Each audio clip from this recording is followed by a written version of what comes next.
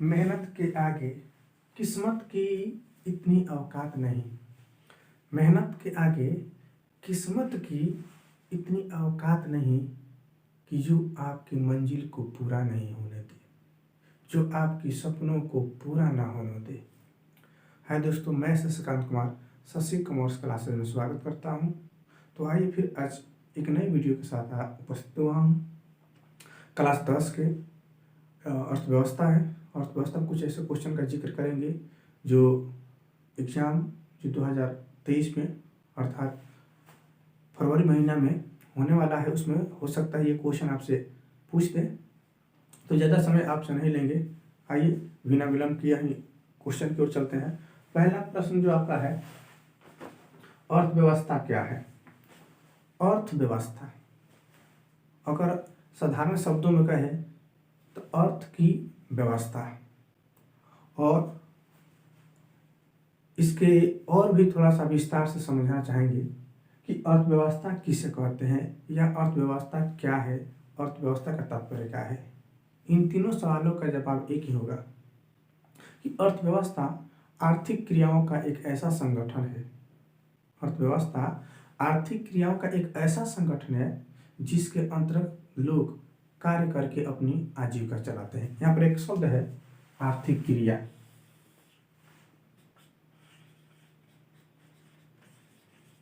आर्थिक क्रिया, आर्थिक क्रिया किसे कहते हैं?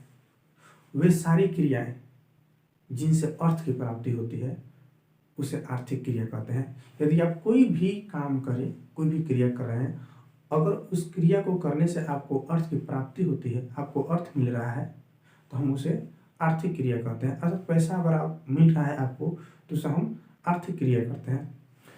इसलिए इसका जवाब आपका होगा कि अर्थव्यवस्था आर्थिक क्रियाओं का एक ऐसा संगठन है जिसके अंतर्गत लोग काम करके अपना जीवन यापन चलाते हैं। 2 नंबर सवाल होगा आपका, सतत विकास।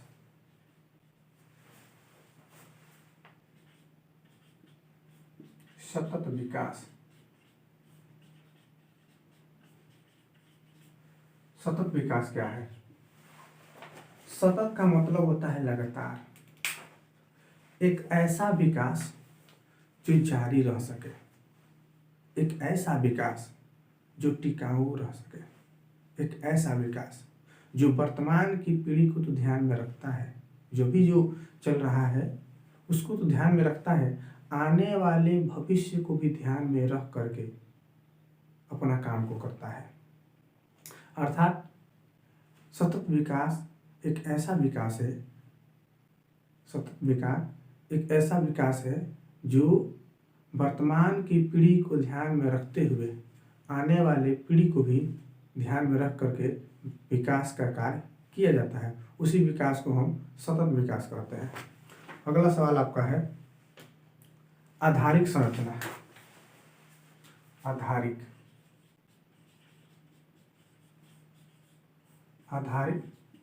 संरचना क्या है? आधारिक संरचना क्या है? आप देख रहे हैं यहाँ पर आधार दिया हुआ है, अर्थात वे सारे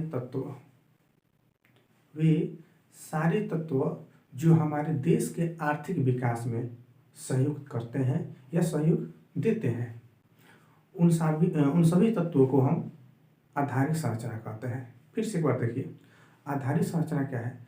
वे सारे तत्व जो हमारे देश के आर्थिक विकास में क्या करते हैं? सहयोग देते हैं। जैसे बिजली हो गया, स्कूल हो गया, कॉलेज हो गया, हॉस्पिटल हो गया, ये सभी जो है हमारे देश के आर्थिक विकास में क्या करते हैं? सहयोग देते हैं। तो इन्हें हम क्या कहेंगे? आधारिक संरचना। ठीक है, अगला सवाल देखते हैं, प्रति व्यक्ति आय। प्रति व्यक्ति आय क्या है? देखिए, प्रति व्यक्ति आय के संदर्भ में एक बात बोल रहे हैं आपको कि जिस देश की प्रति व्यक्ति आय जितना ही अधिक होता है, वो देश उतना ही विकसित होता है। किसी भी देश की बात करते हैं कि अगर जिस देश की प्रति व्यक्ति आय क्या हो, अधिक हो, तो वो देश का होता है, विकसित होता है। और जिस देश की प्रति व्यक्ति आय कम हो, वह देश अर्ध विकसित है ना, अर्थात हम उसको विकासशील की श्रेणी में रखते हैं। तो वही देखते हैं कि प्रति व्यक्ति आय क्या है। जब देश की कुल आय में, अर्थात राष्ट्रीय आय,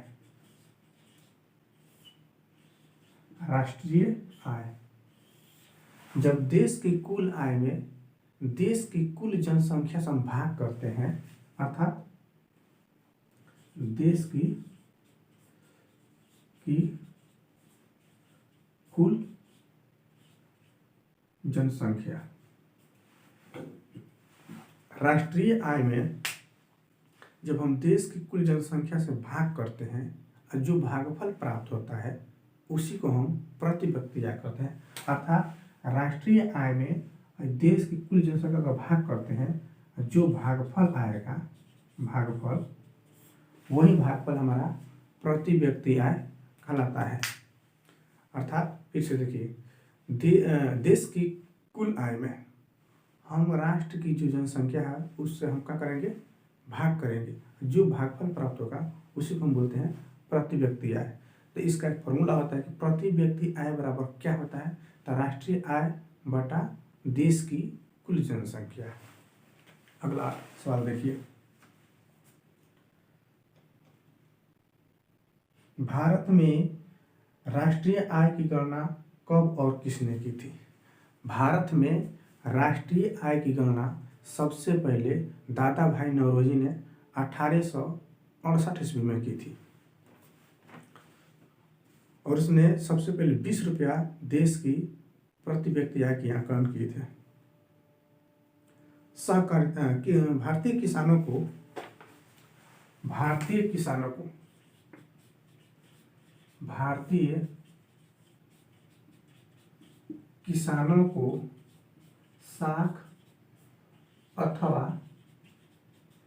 साख अथवा ऋण की आवश्यकता क्यों पड़ती है?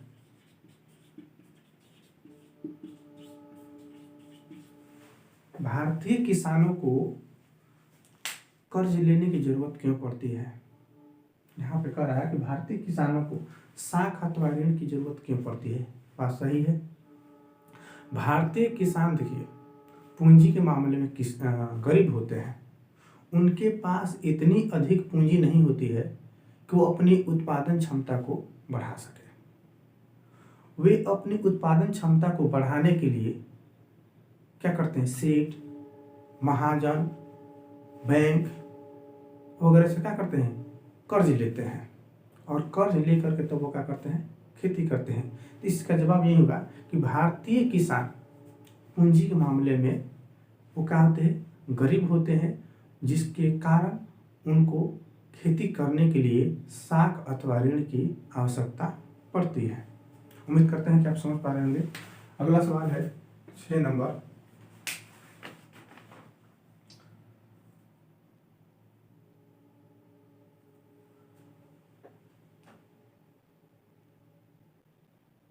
वित्तीय संस्थान क्या है? वित्तीय संस्थान,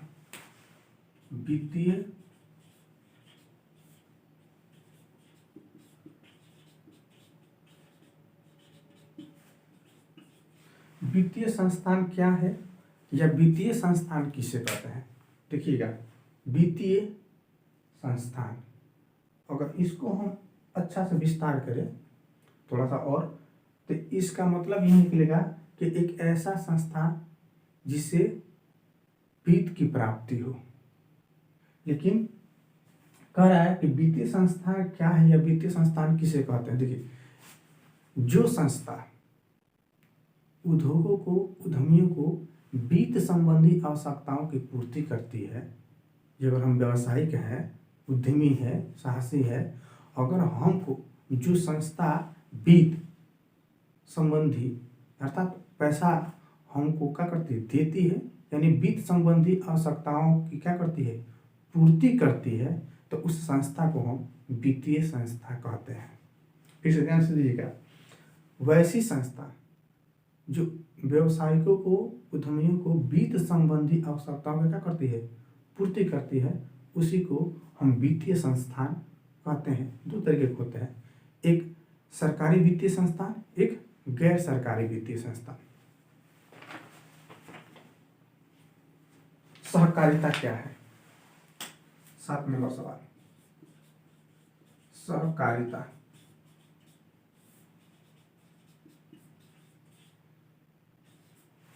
सहकारिता, सह प्लस कारिता, सहकारिता, सह प्लस कारिता। सह का मतलब क्या होता है? सह का मतलब साथ।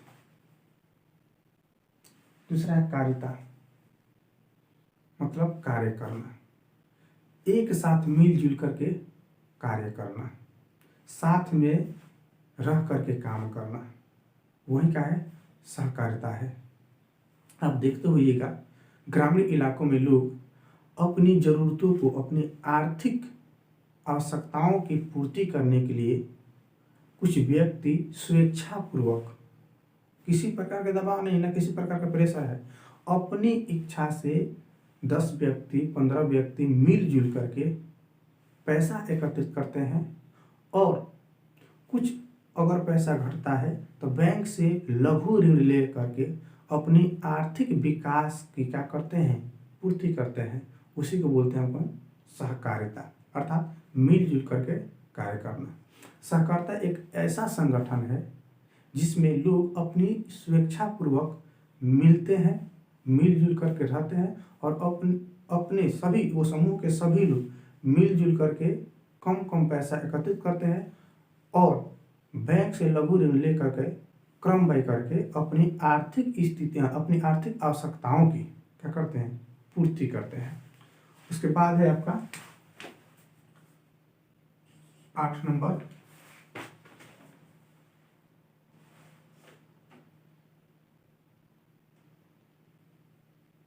स्वयं सहायता समूह। स्वयं सहायता समूह क्या है? स्वयं सहायता समूह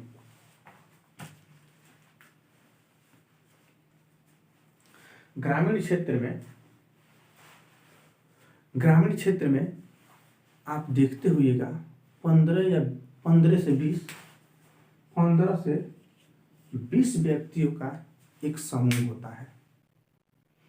आज भी वो चीज चलता है कि 15 से 20 व्यक्तियों का एक समूह होता है, और वह समूह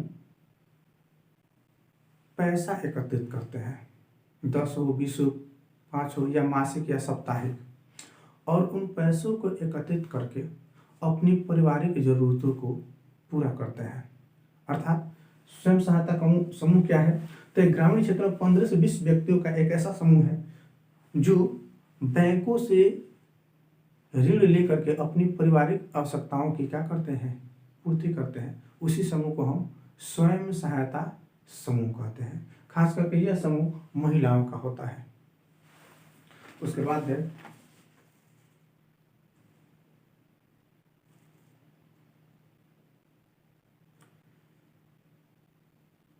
वस्तु विनिमय प्रणाली। 9, वस्तु विनिमय प्रणाली क्या है? देखिए, थोड़ा सा इतिहास की तरफ चलते हैं। जब मुद्रा का विकास नहीं हुआ था, तो आप सोच सकते हैं कि हम अपनी जरूरतों को कैसे पूर्ति करते होंगे। जब मुद्रा का विकास नहीं हुआ होगा, उसे मुद्रा का प्रचलन भी नहीं होगा, तो हम अपनी जरूरतों को पूरा किस प्रकार से करते होंगे। जेन्युइन चीज है, जो हमारे पास जो जरूरत की वस्तु है, हमारे पास जिन चीजों की जरूरत है, वो वस्तु किसी अन्य व्यक्ति के पास हो, और उनकी जो जरूरत की वस्तु है वो मेरे पास हो, हम क्या करते, अदला बदली कर लेते हैं, अर्थात वस्तुओं का अदला बदली कर लेते हैं। इसको हम बोलते हैं कौन वस्तु विनिमय प्रणाली, यानी वस्तुओं से वस्तु अदल बदल करने की प्रक्रिया को हम वस्तु विनिमय प्रणाली है। वस्तु विनिमय प्रणाली एक ऐसी प्रणाली है जिसके अंतर्गत लोग अपनी आवश्यकताओं की वस्तु किसी अन्य व्यक्ति से प्राप्त करते हैं और वह व्यक्ति अपनी जरूरत की वस्तु किसी अन्य व्यक्ति से प्राप्त करते हैं। अर्थात वस्तु विनिमय प्रणाली एक ऐसी प्रणाली है जिसमें वस्तुओं को आदान प्रदान किया जाता है या अदला बदली किया जाता है। वैसी प्रणाली को हम वस्तु विनिमय प्रणाली कहते हैं। अगला सवाल आपका है, राष्ट्रीय आय क्या है? राष्ट्रीय आय, राष्ट्रीय आय हमारे देश में या किसी भी देश में एक साल के अंतर्गत, हमारे यहाँ तो मार्च कॉलेज लगता है, एक साल के अंतर्गत उत्पादित कुल वस्तुएं और कुल सेवाओं के मौद्रिक मूल्य को हम राष्ट्रीय आय कहते हैं। फिर से एक बार देखिए कि हमारे देश में एक साल के अंदर में जितनी वस्तु का उत्पादन होता है और जो सेवाएं मिलती है या प्राप्त होती है, उनके मौद्रिक मूल्य के योग को हम राष्ट्रीय आय कहते हैं। तो आज के लिए इतना ही, फिर मिलते हैं नेक्स्ट वीडियो में। जय हिंद।